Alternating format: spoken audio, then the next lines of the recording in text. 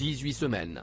Soit plus de 4 mois que les candidats de la saison 13 de Top Chef s'affrontent à coups de recettes plus innovantes et impressionnantes les unes que les autres. Mais voilà que le dénouement de cette édition est enfin arrivé. Ce mercredi 15 juin, M6 dévoilait la tant attendue finale de son prestigieux concours culinaire. Et le moins que l'on puisse dire, si est que celle-ci n'a pas manqué de rebondissements. Comme chaque année, la pression était à son comble pour les deux finalistes qui avaient la lourde tâche de réaliser en 10 heures un menu gastronomique comprenant une entrée, un plat et un dessert pour 80 bénévoles de la Croix-Rouge dont son ambassadrice Adriana Carambeu ainsi que pour les 4 chefs jurés que sont Glenn Viel, Hélène Darroze, Paul Perret et Philippe Etchebest. Chacun a réparti comme il l'entend 10 points entre les deux finalistes afin de désigner le vainqueur.e. À l'issue de cette journée intense en émotion, c'est Louise Bourra qui a remporté le concours Top Chef. Pourtant l'aventure était loin d'être gagnée pour Louise qui a enchaîné les déconvenues. Néanmoins, sur le papier, Hélène Darroze et Philippe Etchebest étaient conquis dès l'annonce de son menu. C'est un menu qui a du caractère, à l'image de Louise. C'est moderne, il y a des associations intéressantes. Pour moi, c'est un menu gagnant, estimait Philippe Etchebest, tandis que la chef de brigade de Louise était davantage sur la réserve. Elle a pris des risques et c'est très bien maintenant, il faut que tu sois dans l'équilibre, mettait-elle en garde son poulain qui pour l'occasion était épaulé par Thibaut Spayoac, Pascal Barandoni, Élise Bon et Ambroise Voreux.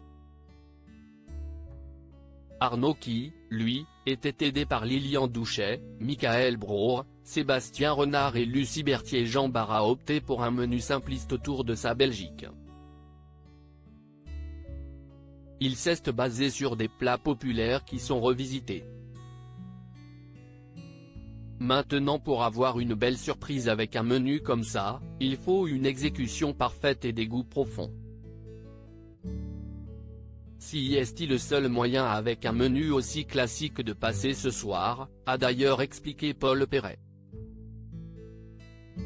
Ces difficultés auxquelles Louise a fait face pendant la finale de Top Chef dès le dressage des plats, Louise s'est retrouvée en difficulté, se rendant compte qu'elle n'était pas du tout dans les temps. Bon joueur, Arnaud n'a pas hésité une seule seconde avant de lui prêter main forte. Quelques minutes plus tard, c'est son dessert qui a bien failli la mettre en péril, puisque sa glace n'avait pas pris. Heureusement, elle a pu compter sur l'ingéniosité et la réactivité de Thibaut qui a sauvé ce dessert grâce à de la glace carbonique. À la fin de la dégustation, les 4 jurés semblaient incapables de distinguer l'un ou l'autre des candidats encore en lice. Il n'y a rien d'évident ni pour l'un ni pour l'autre parce qu'on est vraiment dans un cas de figure où les deux propositions sont diamétralement opposées et les deux sont bien faites, confirmait Philippe Etchebest. Pourtant, tous les 4 ont décidé de saluer la prise de risque de Louise. Ainsi, sa chef Hélène Darroze lui a attribué 7 points contre 3 pour Arnaud, tandis que Philippe Etchebest, Paul Perret et Glenn Viel ont chacun accordé 6 points à Louise et 4 à Arnaud.